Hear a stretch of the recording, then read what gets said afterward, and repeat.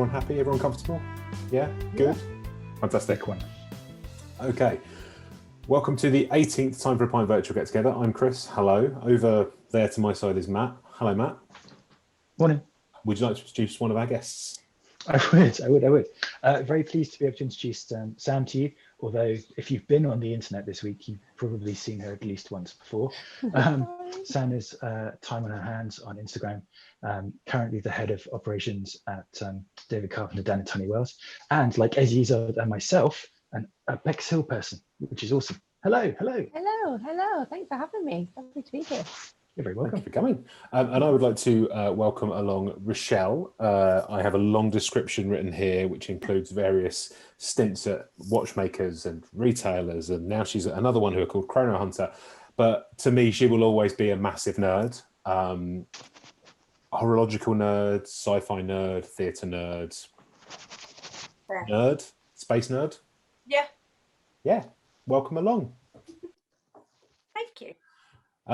So it's almost Christmas. Matt's got a beer on the go. I've gone whiskey. Sam has a giant wine glass behind her head. The That's the warm up. That's the other one. Yeah. You can take the girl out of Bexhill. So hopefully everyone at home is comfortable. We have got 4 watches to talk about today. We've gone back to the format of 4. No one has snuck in an extra one, as far as I know. And we are going to start with Sam. So I am going to start sharing the deck in a minute. Remember, if you've got questions as we're going through, think about them, put them in the Q&A. As we get to the end of each person's, we will stop and answer any questions. Everyone ready?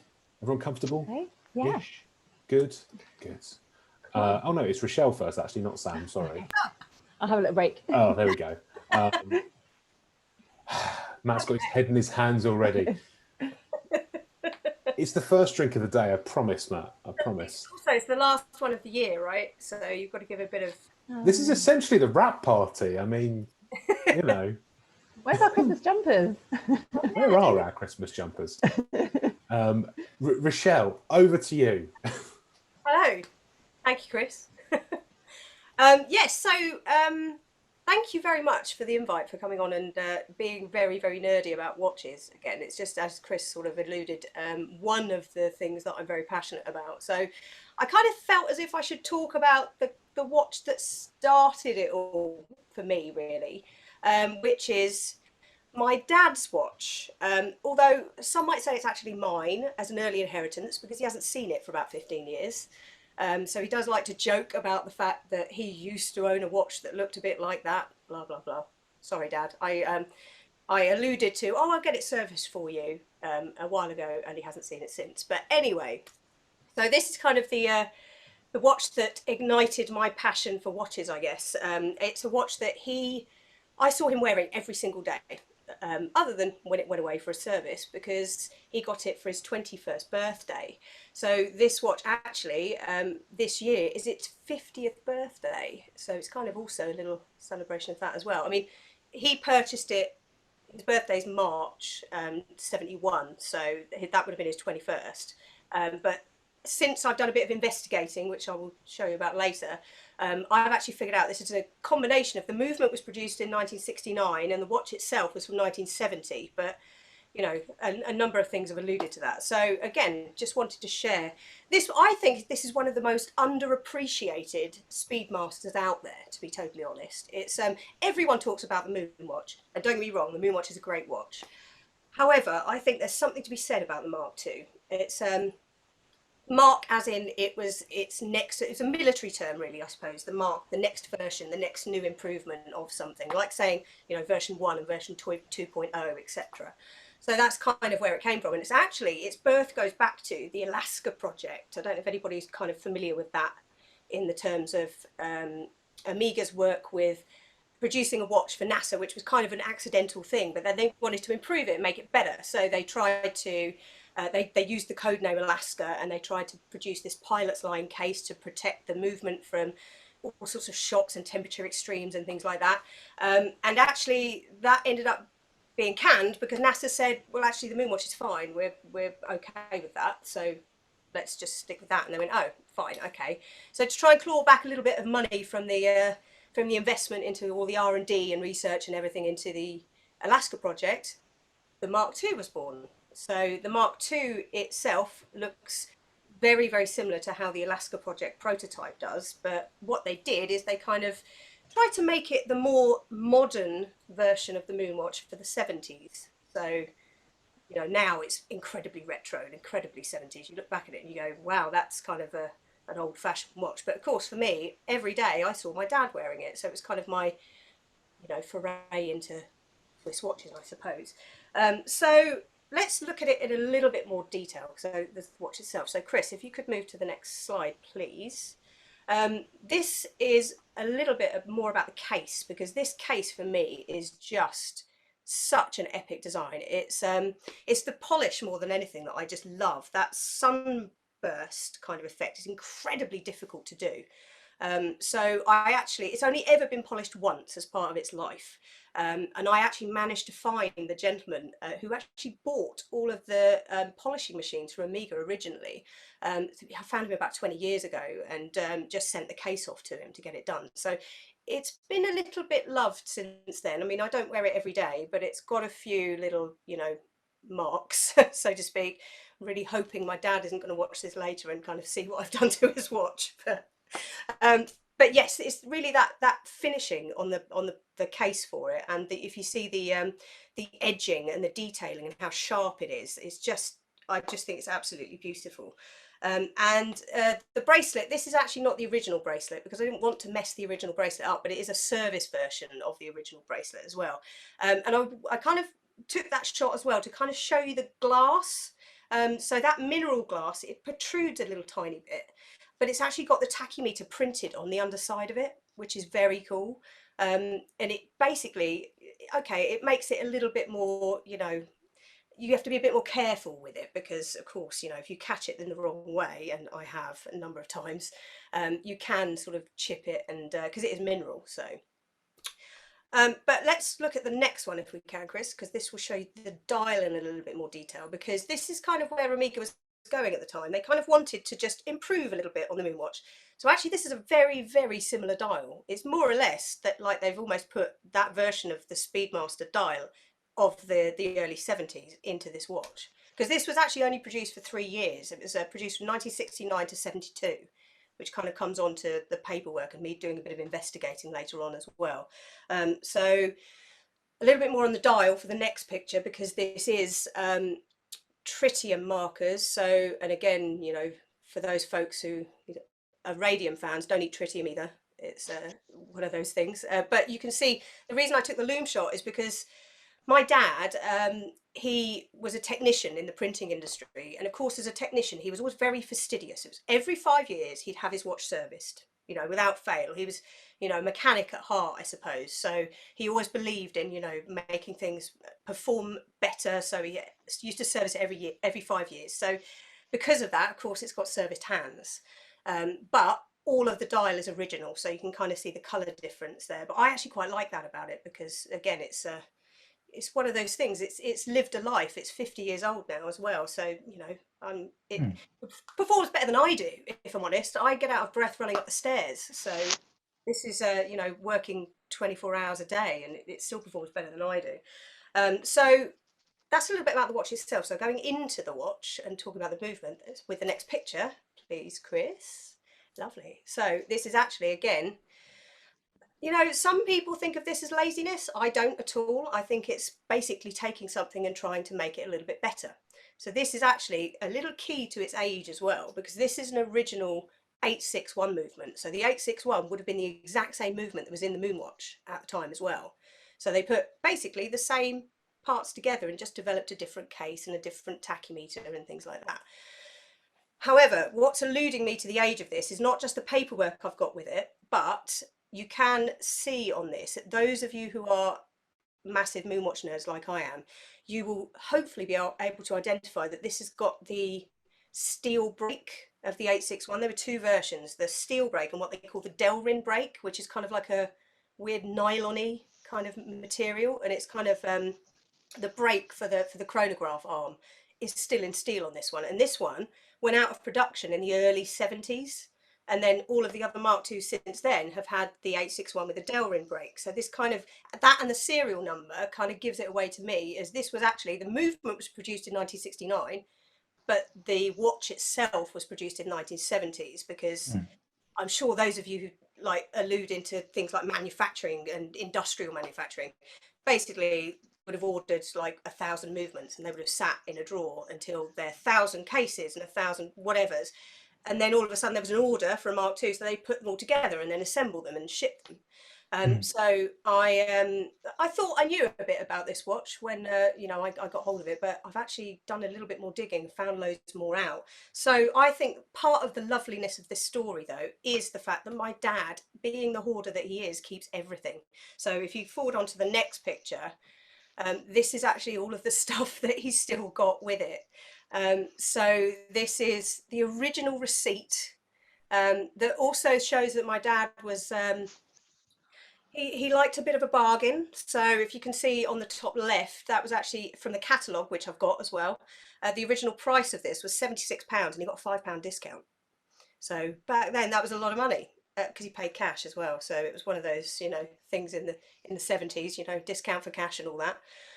So this, again, it's got everything with it. So don't get me wrong, it's not something I'd ever look at selling anyway, but for me it's part of the story and part of kind of the you know, the tale of the watch itself anyway. So the very fact that I've got all of this with it, but what I also want to allude with is the catalogue a bit as well. So I have it here, bless it. So the next couple of pictures, if you could forward to the next one, because I think this really kind of tells the testament of those days. So this catalogue was basically produced in 1970 and through it, and it's got some fascinating, you know, pieces in there. So you can kind of go all the way back to whatever, the constellation, by the way, Chris, it's kind of one just for you here on the last page. I thought I'd share this one because I know you're a fan like I am. It's the year that came out as well. Well, no, 69. So I just wanted to share with you some of the little pictures that are inside this catalogue itself, because I think it just kind of gives you a little testament into the world of watches as it was at the time. Because yeah, it's a little bit, you know, proper 70s sexist. So kind of going back to, although the picture of the scientist had that went in by request by my lovely husband Tom, because he keeps that is the inspiration for my fringe, which is, but I just think the middle one though is genius, because I don't know if you can see what it's written above it. It says, "Be subtle, let him help you but choose, but first whisper in his ear, Omega." So ahead of its time. I mean, all you have to do now is go and shout at your phone and it'll help you choose. Absolutely. And the very fact that the other ad that it's got a lovely lady receiving a gift of a watch for her 21st birthday, wedding, birth of a child, or anniversary, you know, because women don't do anything else other than those things. You don't have, you know, promotion at work or, you know, any of those other things at all. It's incredibly, it's just a work of genius, this catalogue, honestly. So going back into that and seeing even the price lists, again, £76 for a Mark II Speedmaster, which kind of also alludes me to the fact that my dad always used to tell the story of the fact that he had a moon watch. And to be honest, from the catalogue, you can kind of see why he misunderstood that, because the Mark II isn't really the moon watch. It's kind of born of it, but the moon watch isn't in the catalogue, like at all. There's a gold version of it, but then the standard moon watch isn't, because they were clearly trying to push the Mark II when it went out of production a couple of years later anyway. But so the next part of my story is when I started wearing this watch. So if you can come on to the next one, please, Chris, because this was a picture that was taken in 2014. Now, I was very, very, very fortunate when I used to work with Omega that I used to be able to go to Basel every year. And at Basel one year, and I'd started to wear my dad's watch every year because I kind of thought, you know, that's a cool talking piece. You know, everybody else was wearing their wear watches or their, you know, their whatevers. I was the only one that really showed up wearing a vintage watch. And I got stopped as part of a conversation that I happened to be involved with the then president of the brand, who kind of looked at my watch and went, "What's that?" So I duly took it off, handed it over to him, and he had a good old look at it and he went, "I remember this. That was an amazing watch." amazing watch, and he tried to put it on, but of course I had girly wrists, so he couldn't fit it on his wrist because the bracelet was too short. But I like to think, now there's no proof of it whatsoever, but I like to think that, because that was back in 2011, that it might have had something to do with this, maybe. It's probably utter nonsense, but you know, this happened to come out 2-3 years later. So the new one, I don't know if anybody's actually seen it in the metal, so to speak. It's a really cracking tribute, and it's not a reissue. It is a tribute. That's the way I think of it, because it has got a much more modern movement in it. It's got the 3330, so that, which has been adapted to have the silicon hairspring and the coaxial escapement and things. The major difference for me, which is the bit that kind of makes me stick with the original, is the date. And it's not because it's got the date on it, it's because it's got, on the case side, it's got one of those push changes. So it kind of, for me, it kind of upsets the streamlineness of the case, if you see what I mean. I'm with you on that. I think it's a really bad bit of design. Yeah. I think, and if they hadn't have done that, it would be, you know, that's the only thing I don't like about it. yeah, I think the date and then that date pusher is just, and this is probably why you see those watches so heavily discounted, because people can't sell them. Maybe. But yeah, otherwise, I love the loom on the new one, especially the underlight of the bezel on the crystal is really cool. That's really well done, and I wish at the time I'd taken a loom shot of that as well, because that really is, you know, that they've gone over that. That for me makes up for the date on there. I think that is really cool. So kind of bringing me on to the next picture, because this is literally just a little comparison to a watch that I'm sure you're more familiar with on the right, which is a Speedy that I will talk about another time, I'm sure, but this is kind of a one back from the 70s, which when I purchased it, I was looking for a couple of years for something from 1975 for a special birthday. And in the meantime, I actually discovered, because I was very, very, very, very lucky, and actually got to go to the archives in the museum to look it up and to actually see where it was, when it was dated, when it was shipped and things like that. So it was shipped to the UK. But it was actually, it turns out, instead of being my lovely husband's 40th birthday birth year watch, it turns out it's my birth year, because it's actually 1977 and not 75. However, of course, those, you know, nobody is at fault here, because the reference numbers were all over the place in the mid 70s. So it's but the last picture, just to kind of just do a bit of a comparison, is the movements between them, because these two are exactly what I was saying about with the movements, with the steel brake and the Delrin brake. So if you just go to the last one, please, Chris, then you'll see the one on the left is the Mark II, and the one on the right is the Speedmaster. And those of you, I know it's not a brilliant picture because you need to really zoom in, but it shows you the case backs as well. But the it's kind of like it was a lot easier for me to be able to date the Mark II from that, because they started to produce the movement on the right in the early 1970s. So it's kind of a little bit older than we thought as well. So that's all of my pictures and everything, really. So I don't know. Thank you. Lovely. Really nerdy. Thank you very much. A couple of questions from the audience about the case, actually. Okay. Neil, Francis and Brian have both asked questions about the case. Neil asks what the thinking was behind the move to a new case on the Mark II. What was wrong with the original? Well, again, it came from the Alaska project.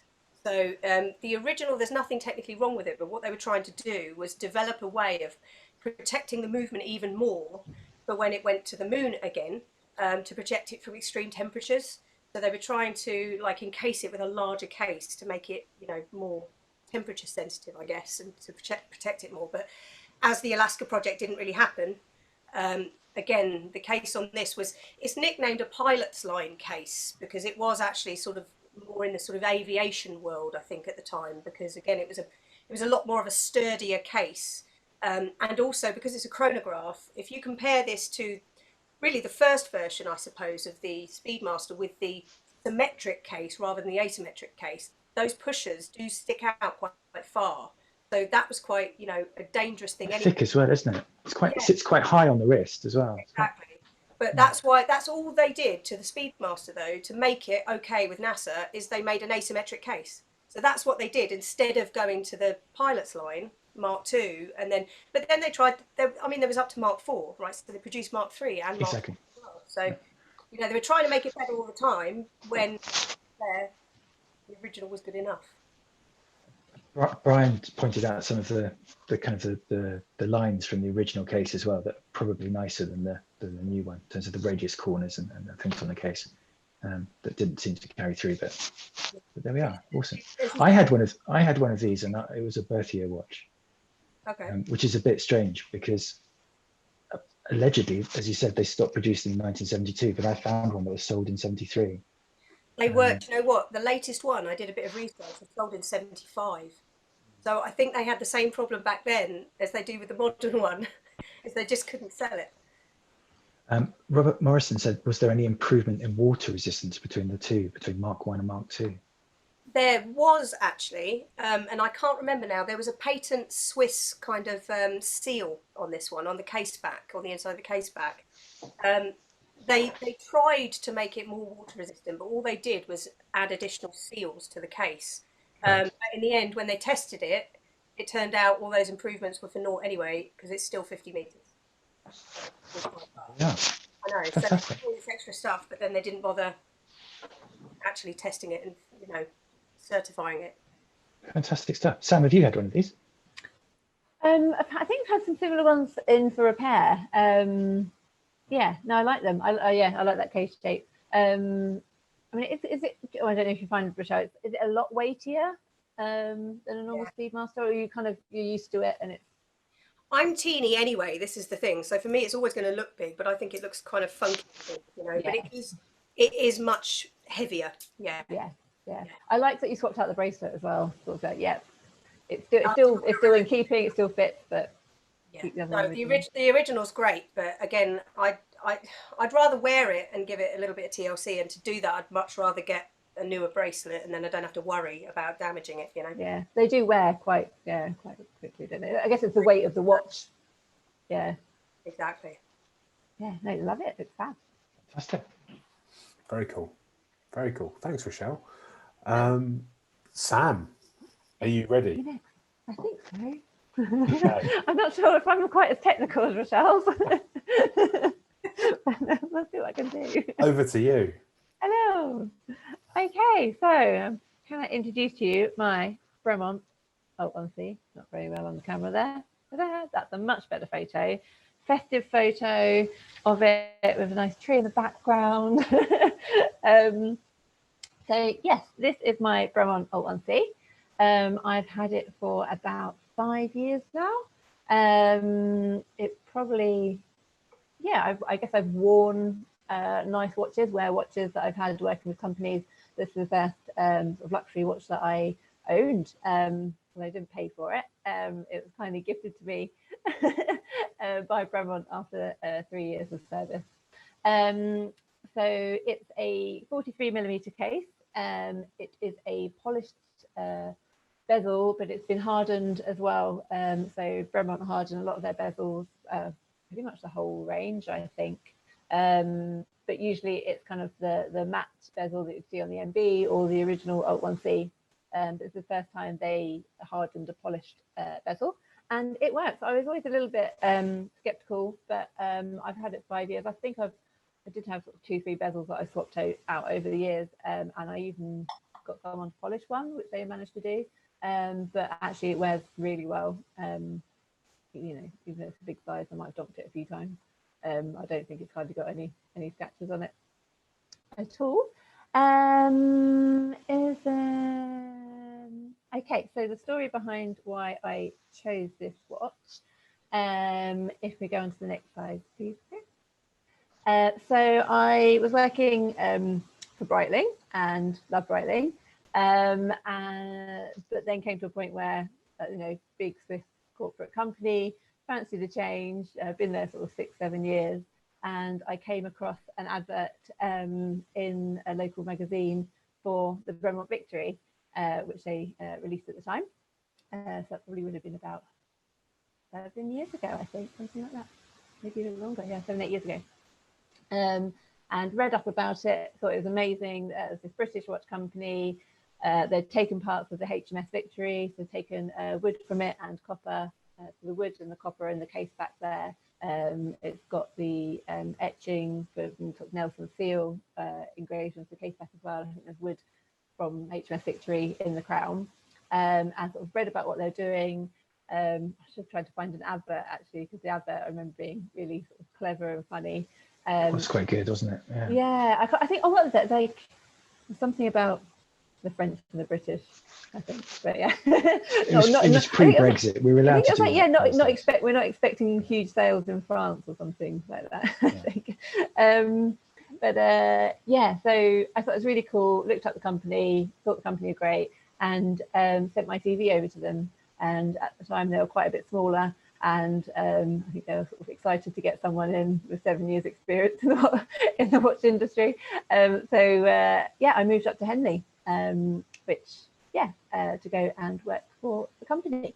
They then, actually, if we move on to the next slide, and hopefully have some okay, so I've probably got the order wrong there. But anyway, so a little bit more about the watch. So hang on, let me go back again.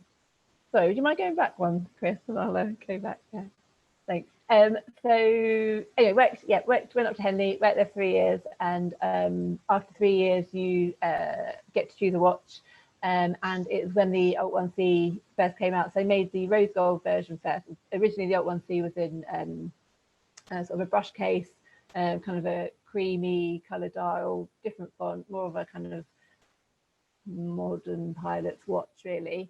And then they brought out the rose gold version, which looked very similar to the Victory. Again, it was sort of more of a limited edition. And then the production version, which I have. And sort of, as soon as I sort of saw the designs for it, I was like, yep, that's my wear watch. That's the one I want. Unfortunately, I was working in stock and production at the time, and we had a few production issues with the hands, and they kept failing.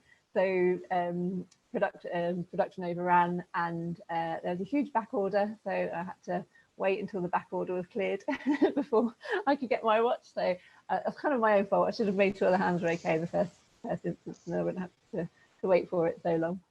So yes, that's kind of the reason why I sort of love the watch, saw the watch and chose that one. I'll tell you a little bit more about it. So the next slide there. So it has my particular watch has a 7750 ETA movement in it, with the sort of Bremont rotor. There are some watches out there. Well, the Bremont website at the moment calls it a, where's we gone?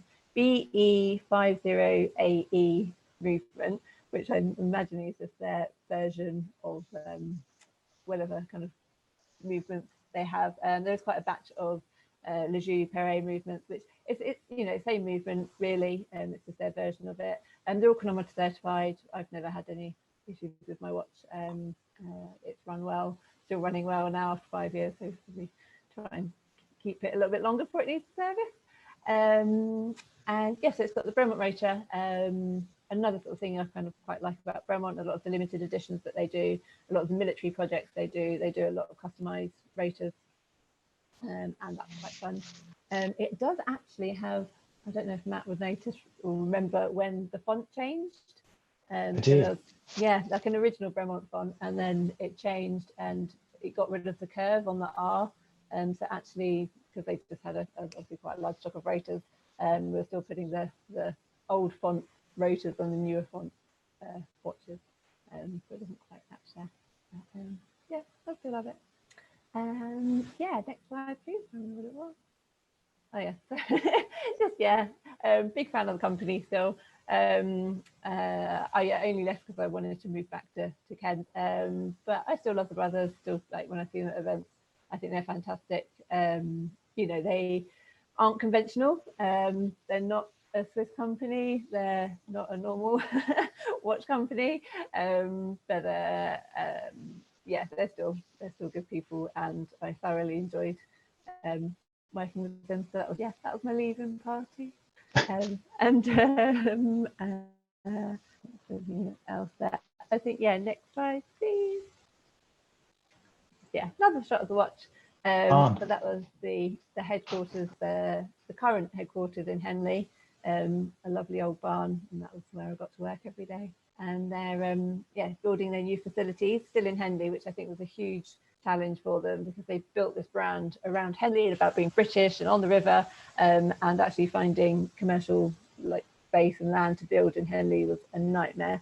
And I know at the time they looked about sort of moving further afield, but they just really wanted to keep it in Henley. So they've managed to find somewhere. Should be open next year, I think, and available for tours. So I think I'll be sort of fighting Matt to the front of the queue.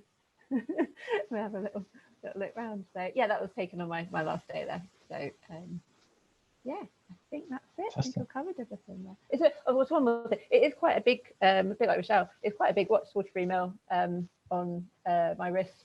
But as long as the strap, I have a comfortable strap on it, it's fine. I've never had a problem with it. So yeah. It's large on mine. I mean, I find it quite a big watch. It's like 14.5mm, 15.5mm tall or something. There's just something about it that, coupled with the 750 kind of rotor wobble, it is quite a tactile watch. And I love the way it feels. The sides, the way into that triptych case, yeah. and the kind of the smooth polish of the lugs on the edge. It's just so. This is also one of my first kind of luxury watches, March 2008, so a bit older than yours. But yeah, love it. Fantastic. I think that the MB2, I think, as you said earlier, chat, and the MB2 are probably go down as the kind of iconic Bremont watches. But nice. Very cool. Yeah, tremendous lugs, says Robert. Yeah. I think the polished white's done quite well, really. There's a black version as well that came out maybe a year later, after the polished white. Actually, the other difference, have you got the photo of the case back there again, Chris? So on the original version, so Matt, the version that you'd have, the openings are a lot smaller. So much, the crystals are a lot smaller. And then the rose gold version came out, so I'm guessing to save on gold, they made the crystal that bit bigger. It's like a bigger exhibition case back, which I think is fine. I think, it's not like there's a huge movement in ring in there that you want to hide at all. It still looks like a sort of balanced case back. So they've carried that out. I think now the matte versions, brushed versions, still have that larger exhibition case back now. One of the things I don't think they get enough credit for, if we just go back to the dial itself, Chris, if you don't mind, is the spacing on the subdials. I mean, if you look at the Omega that we've just seen, the three that are touching, that's quite common amongst chronos. Quite often those subdials are very close to the central kind of, I was about to say canopy, but central pivot. Whereas they spaced it out slightly with the Bremont watches. And I think that was an additional module, wasn't it? I think that's possibly why it's slightly thicker than a normal 750, but I can't remember. Yeah, I'm guessing they must have done something to reconfigure because the dates as well. Yeah, the dates remain quite high, but they've managed to spread the, so it's 43. Quite clean dial, quite balanced. Yeah. And I think it's actually about 43 mils, isn't it? So it's quite a big watch. Yeah. I think probably off the back of this going forward, I am drawn to light colour dial chronographs. I think that's kind of, I was going to say, I have a question for you though, Sam. I'm also a big fan of Bremont. I don't know them as intimately as you do, but I know my other half's a massive fan of the Venom watch, but I know it's because he's a comic book nerd. But I'm trying to kind of steer him towards something. What would you buy if you were actually going to put your money into a Bremont? What would you buy now? Would it be the same model, do you think? I would still choose this one from the current range. If money wasn't an issue, then I'd get the original Victory, which I think is beautiful. I think if you're buying for someone and you're advising someone, put your money into the brand. I think the limited editions, I think they've done one. They've done one every year. For some reason, I think they missed last year. But I think they've done it one every year. Where they've taken something historical, put it into a watch. They've done the Hawkins limited edition this year, and a watch is never meant to be for an investment. But I think if you're going to kind of invest in the company and the brand, then I think that'd be quite a nice way to do it. I'd really like the Kingsman special edition, the steel one with the white dial. A pink hand. Yeah. I was never sure about that. I still want it. I'd still like to have one of those, and I see them floating around occasionally, and I'm like, oh, maybe, cool. maybe not, but yeah. Yeah, that's. I mean, when I was working there, the production side of it, you know, it was seeing all the samples come through, and it was seeing Nick and Giles being like, oh yeah, let's try that with that, and you know, you've got 10 different dials, and they're like, let's swap that around, and you know, if you kind of know anything about them and their personality, it was always a little bit like last minute. Do I want that? Do I want that? Hang on, I'll come back to you. It's like, come on. So it was great fun working there, and yeah, learning curve. Yeah, I bet. Say about investment as well, though. I remember I had my hands on one of the Code Breakers, you know, the Bletchley Park one. That was an awesome watch as well. Yeah. They've shot up, haven't they? Yeah, a similar style, I think, probably to that Yeah. one. But yeah, and I like that, all the those kind of limited editions. The code breaker is still there, actually. As you walk into Bletchley Park, it's still there. Well, I need to go, you know. You should do. I need to declare an interest. My wife does work there, but you should definitely go. Really? Okay. Well, I've heard that Amazing. there's, excuse me, I've heard that there's still people around there that used to work there during World War II that are doing the tours. They have a Veterans Day, which had to basically go virtual this year, obviously. Last year, I think 80 or 90 turned up. The year before, about 100 and something. So it's obviously falling, as you can imagine. But they still have many women and some men who turn up each year. And it's an incredible day. It's an incredible place. I was very lucky to be invited to that launch and many other Bremont launches. Yeah, Yeah, it's a wonderful, wonderful thing back in 2013, 14, I guess. something like that. Yeah, they throw some good parties. Yeah. Yeah. Neil Francis asked about the size of Bremont, how many watches they're producing. It's a good question, Neil. They're north of 100 staff now. I mean, the new factory is 35,000 square feet. It cost them 20 or 30 million, I think. I mean, not just them. Obviously, they've got some backing behind them, but yeah, it's grown quite a lot. Back in the day, they were doing probably 3,000 or 4,000 a year. I imagine it's up to like 10. Do you think? Yeah, I'm trying to think now what our kind of like targets were. Anyway, Yeah, don't want to give away any maybe a bit more. secrets, but Yeah, good yeah, stuff. yeah, probably about. Oh, and I'm even wearing mine as well. So there we are. Oh, Nice and cream. What kind of strap have you got on it? This is the original dark brown strap it came with. Yeah. And it's been on other things. Yeah. I think it's a cool thing. Anthracite subdials on the cream. Anyway, there we are. Lovely. Good. You Sam. From a watch that I love wearing, I do love wearing this Bremont, to a watch I don't. Aww. What an introduction. What an introduction. So back in the day, if you remember, a few years ago, Hodinkee suddenly announced it actually started selling stuff. And one of the things it did, apart from straps, was a case, which was a limited edition. It did with Discommon, which is this watch case. It was a couple of $100 or something, but then it's like loads of shipping. So I spent a huge amount just to get it shipped over. And then they moved into the limited editions and all those cool things. And finally, they released a watch that I could actually afford. And the kicker was free shipping. Except that when it arrived, there was no free shipping. There you go.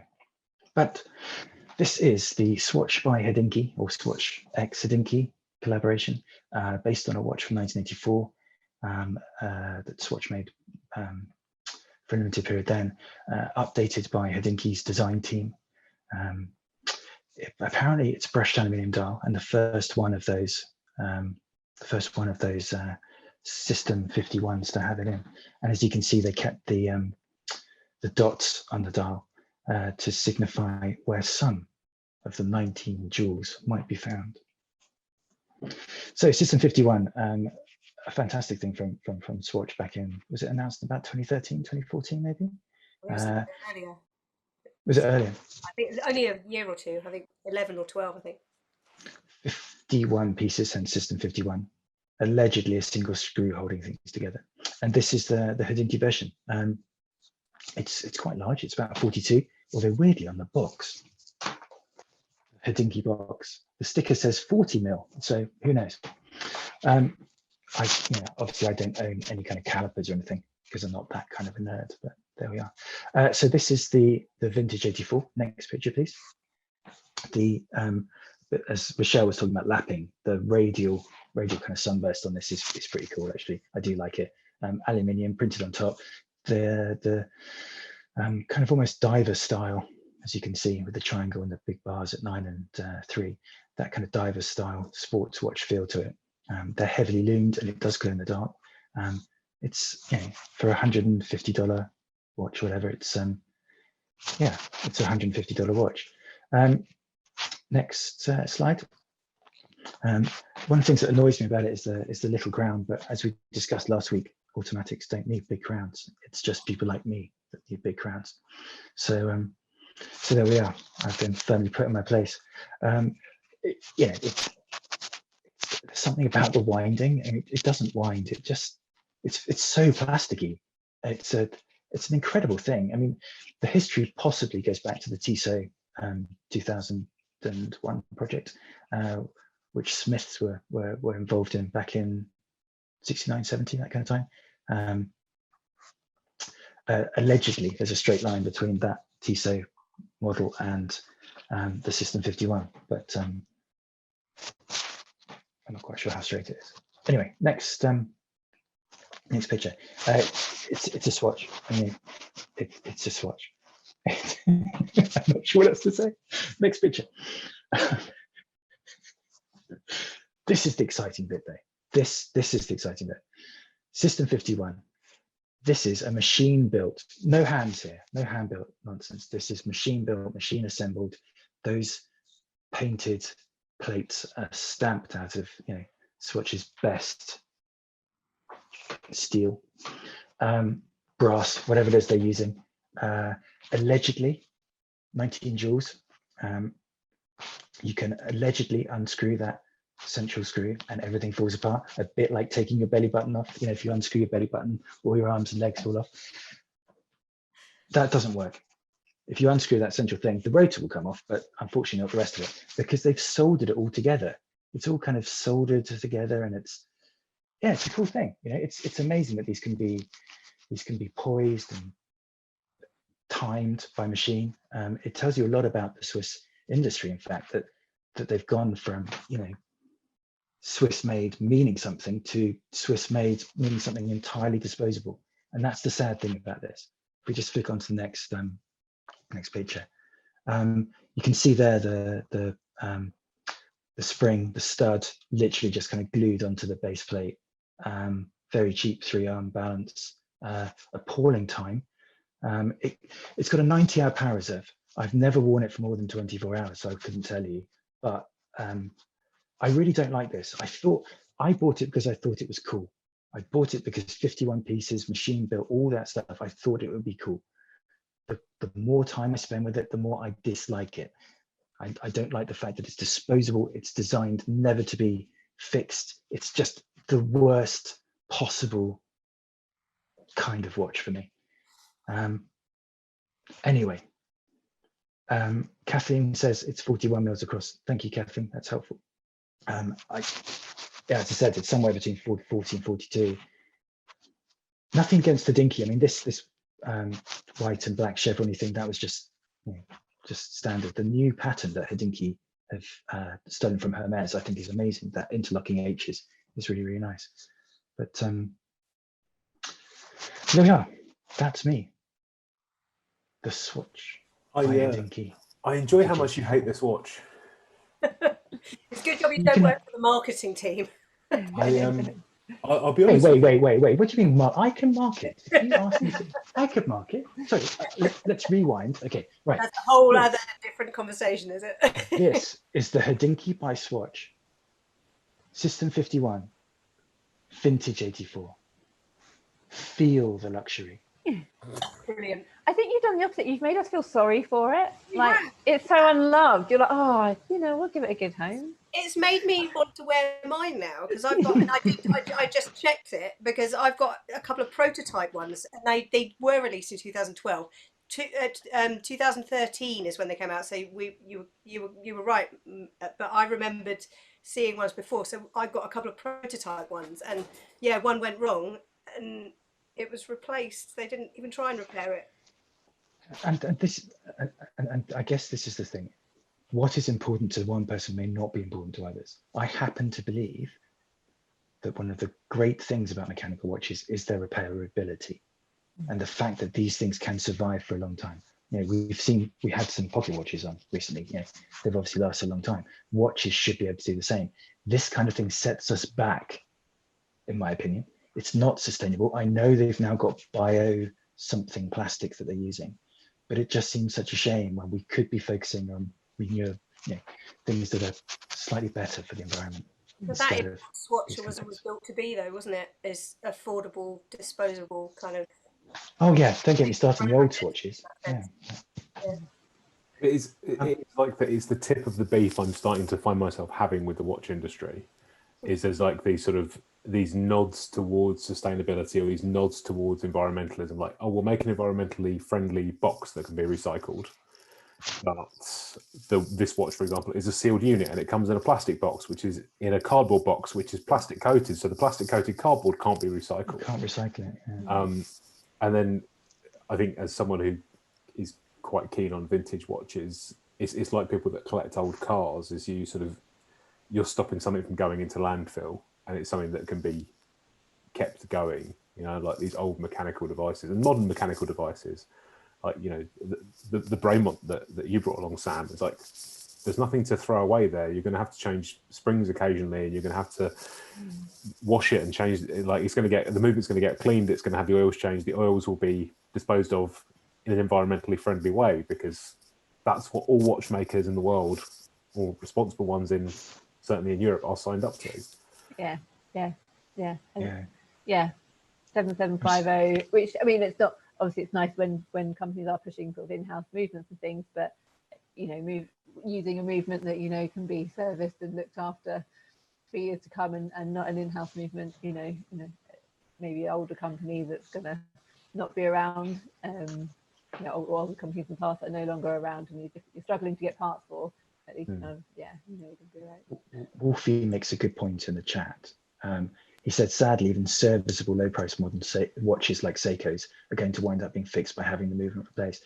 He's absolutely right, and it's not just Seiko's. You know that if you send your watch back to Rolex or Omega, they're not going to, you know, they're going to pull bits out, and no one's going to fix anything. They're going to replace bits. Well, it depends what it is. So Tudor have had to fess up about the fact that they exchange movements. They had to. They were left with no choice. What's on mechanical, or both? Both.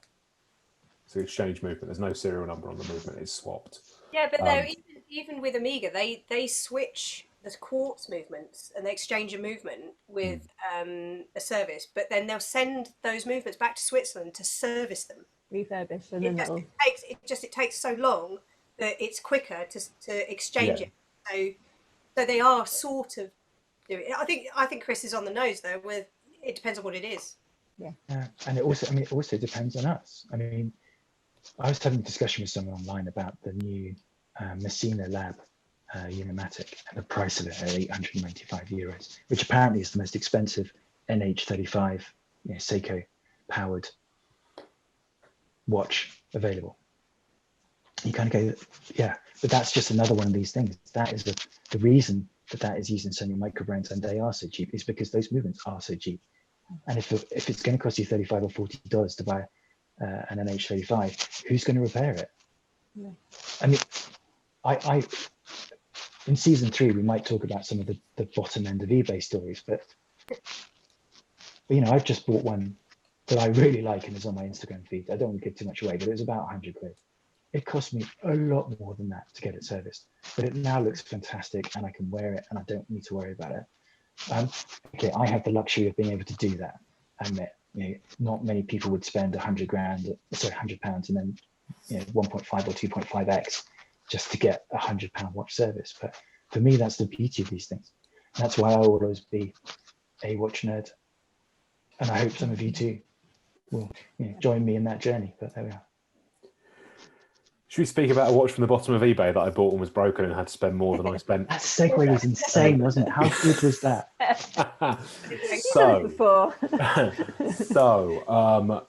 This was another cheap watch when it was new, and it's got nothing to do with the fact that they spelt the name wrong. This apparently was on purpose.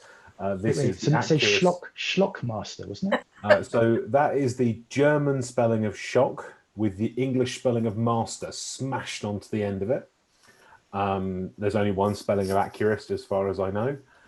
There may be others that I'm not aware of. Who knows? This is the Accurist Shockmaster, which is a 37-ish millimeter chronograph with a Landeron 248 inside. I was trying to find out some more information about the Landeron 248 because it's a bit of a mystery to me. Read various things this afternoon. There was a description from Mike, who writes for Fratello, who said it is the Ford Model T of chronograph movements. And someone had responded in the bottom of the comments and said, yes, it's shit, which I think is a little bit unkind.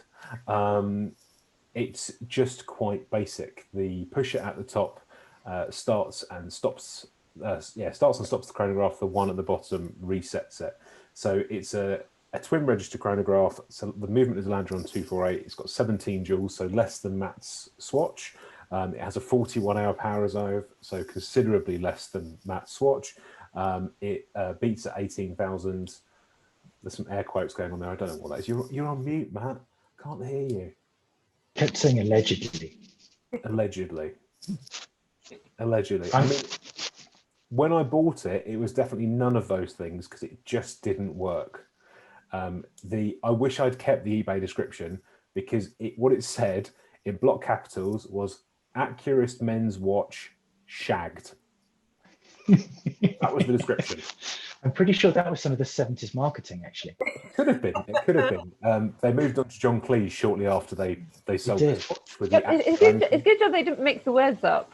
Yeah, absolutely. Shagged proof. Master? So Shock shag? Sorry, what? This was probably made in the late 60s, based on when Landeron 248s were mostly around. They carried on into the 70s, but were sort of starting to be phased out. This was one of the more expensive models in Accurist's catalogue at the time. I had some catalogue scans somewhere. I can't for the life of me find them. Their range kind of went very cheap 5 joule movements, a couple of chronographs and a couple of divers that had this movement in, and then 21 joule gold plated, I think, rather than solid gold watches. And their 21 joule watch was the one they were very proud of. That's the one you would have seen in your high street jewelers. Lots of marketing as a British watch brand with Swiss-made watches. It was a family-owned business, and in 1983, according to their own history, they, apparently for reasons of accuracy and improvement, moved production to Japan. I would suggest it was for reasons of making cheaper watches that they moved production to Japan. They also moved to nearly 100% quartz by 1985. So early on, there were digital Accurists and quartz Accurists that were made in Switzerland and were using the ESA or ETA basic quartz movements. So I bought this broken or shagged, as the description said, and it didn't look quite this nice, mostly because along with being shagged, there was one out of focus picture, which is how I like to buy things from eBay. I like that element of surprise when they show up. Matt's holding his head in his hands because he knows this is true, and it deeply upsets him. It's just not really the way to do things, but it's how I operate. So, you know, it's got some quite nice shape to it, I think. It's quite slab-sided. It's a lump of steel with a little bit of finishing on it. They've gone polished edges on most of it, a sunburst finish on the top. It is a very shallow sunburst finish. It's nowhere near the quality of what's on Richelle's Omega Speedmaster Mark II.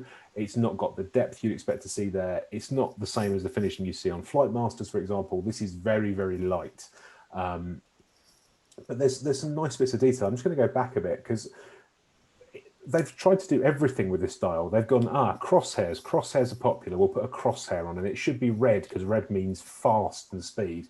But then we want to add some mirrored silver finish. So let's put that on the seconds track around the outside.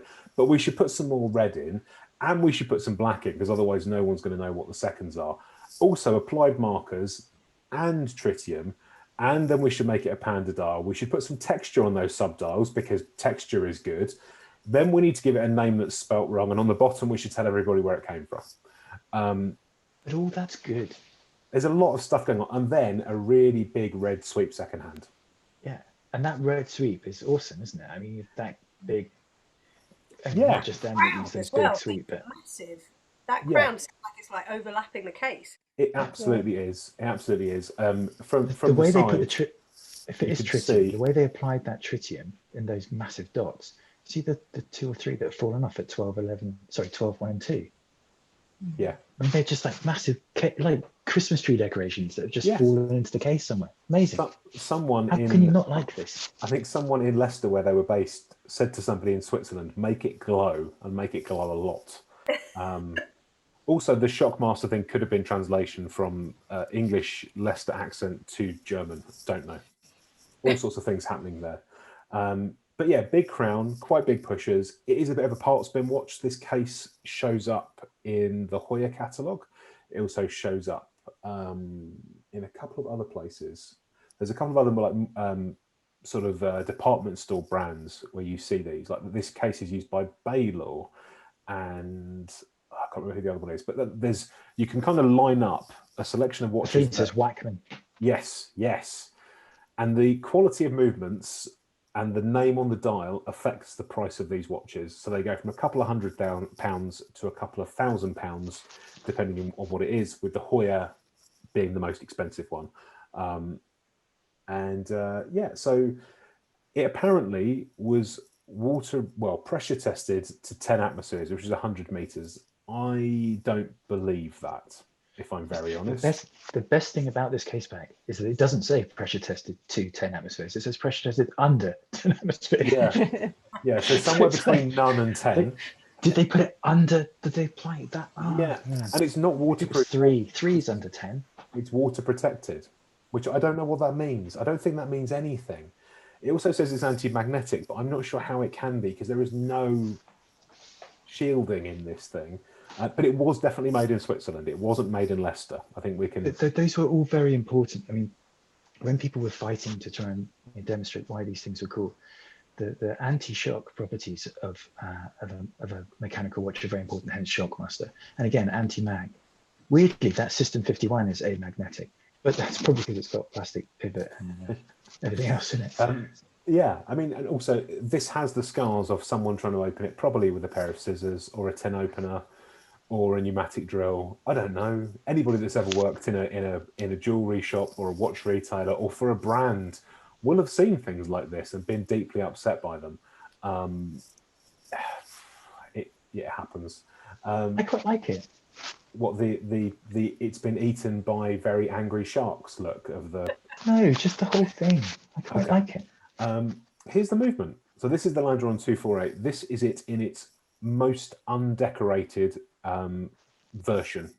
This is the lowest grade of the Langeron 248. It has no branding on it from Langeron. There is absolutely nothing. It's sterile.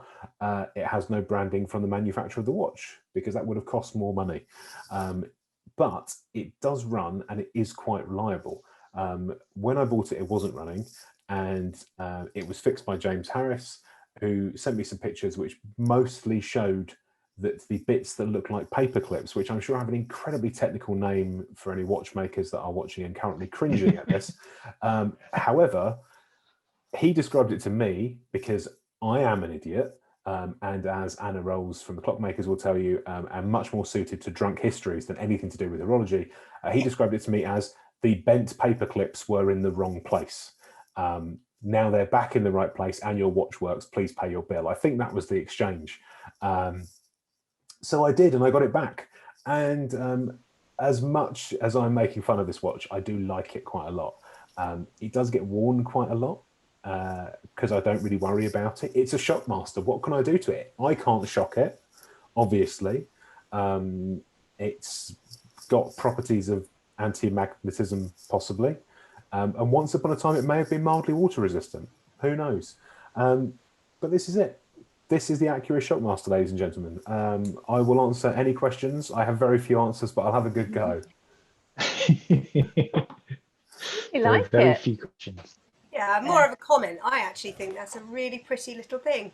Yeah. I I'd think wear that all the dial, the features on the dial, like you say, there's a lot going on, but it's actually quite balanced. It's quite clean. very Flightmaster-esque. Everything about this watch, Exactly, having looked at what else is in Accurist catalogue for this year, tells me that Accurist had nothing to do with designing this watch. It does look like a mashup of the love child of many other different watches. Yeah. Yeah. I'd love to know who made this. I'm sure there must have been production houses in the 60s and 70s where you could white label something. There must have been, the same as there are now. And I don't know who made this because there are no identifying marks on it anywhere other than Accurist on the dial. There's nothing. There's not even a stamp on the back of the dial to say who made that. But it is quite fun. And there is this period of time where Accurist were making these, they were making divers, they were having a go at the sort of sports tooly watches and not quite getting it right, but in some quite fun ways. And this again, it's something else that came from the bottom of eBay. It's been brought back to life by somebody who knows what they're doing. And now it's running again, and it will probably run for another however many years until one of the weird bent paper clips bends in the wrong direction and some other idiot has to ask a watchmaker to fix their watch. Yeah. Were you tempted to get it polished at all, like refinished? No. It's just not worth it. I mean, The case back wouldn't fit, and maybe this is probably so thin. I have this slight concern that it's not really made of stainless steel, but it's made of some sort of cheese wrapped in tin foil. Yeah. And if anyone put any kind of polishing mop anywhere near it, it would melt and just vaporize in the smell of cheese. Yeah. No, it's not too bad, actually, is it? It's interesting. Like Accurist now is one of the many sub brands of the watch. There's a watch company that basically sells watches in the Argus catalogue, and they have a version that looks a bit like this, that is a quartz watch with a date. So I think they've been digging back through their own brochures and going, oh, crosshairs are good, red's good, twin register chronographs are good. What's the cheapest way we could build one of these? And they found a quartz movement with a massive date window at 6. But yeah. So Lee has spotted that all 4 of us, oh no, I'm wearing one. Sorry, 3 of us plus I'm wearing one. I've got chronographs. So the question is, do we all use them and for what? Yes, absolutely. I use mine all the time. For what?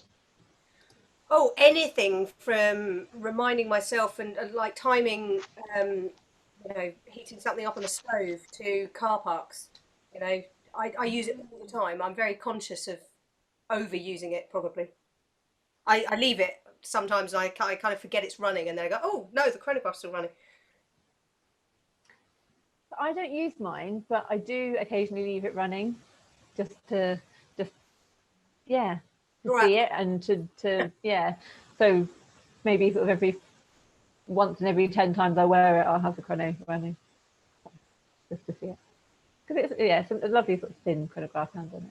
I like to listen to it, but that's not really the chronograph. That's more the escapement anyway. But this has such a lovely tick-tock to it. It's almost, when you do get it properly close to your ear, it is almost like a clock in that sense. That it just sounds lovely. You can, if you leave it over the other side of the room, even when you're in bed, you can actually sometimes hear it when you're asleep. Very, very gentle little tick-tock. Oh, it sounds like a Russian watch I used to have. You could listen to it from the other end of the room, yeah. I don't use a chronograph for timing anything. I do use a chronometer. I have one of those now. I don't use a chronograph for timing anything. I just like to pose and wear one. I do use some of the other functions on some of these watches, like the Flightmasters. I use the GMT functions when I travel. I tend to take a Flightmaster traveling with me because why not? It's also fun to have on a plane. Dive watches, I do use the bezel for diving. I take dive watches diving, or I take a dive watch diving because I only have one now. Someone asked me that actually this week. It was like, oh, you've been wearing that CWC a lot. I was like, I've gone away, I've taken one watch with me, which apparently broke some sort of cardinal rule that I only had one watch with me. Good, good. Is that a patch or is that a sticker, Matt? That's very cool. Patch, just a patch. I got one for you in case you didn't have one. Oh, thank you. Jason Heaton's new brand. Now that you said that with different dials, I actually have to admit, I use my tachymeter for stuff. Going. Like Occasionally. listening to. Not very often, but occasionally. Just to test it. It was always cool to do this. Just to test it, just to see if it works. Yeah, for storms and things. No, that's the telemeter, the tachymeter. Oh yeah, tachymeter. Sorry. I've used a telemeter once to test it to see if it worked, and it did. But I'd just like to go back to a comment in the chat, mostly because of who it's from. Jonathan Hills with "This will forever be the Accurist Shockmaster." I wasn't going to say that out loud, you see. That's the difference between the two of us. Based on that, Jonathan, I think I need to consign it because I'd just like to see you write that in a catalogue. And on that bombshell. Yeah, I think we could probably wrap it up for today.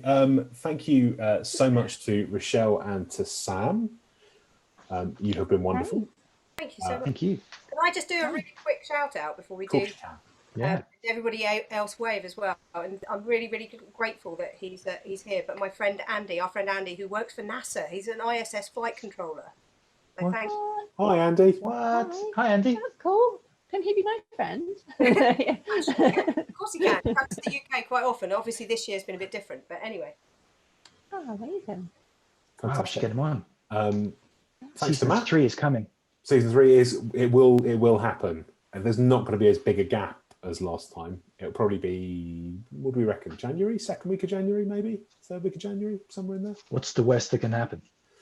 I mean, the worst can happen is I buy a lot more watches between now and then. No, we need to change the format. No, another conversation. Thank you to everyone for joining us and for joining in with this semi-festive, slightly tipsy version of the Time for a Pint virtual get together. We will be back next year. Until then, happy Christmas, happy holidays to everybody. Have a very good new year. Stay safe, look after each other, and we hope to see you all again in 2021. Thanks a lot. Happy holidays. Cheers. Thank you, everyone.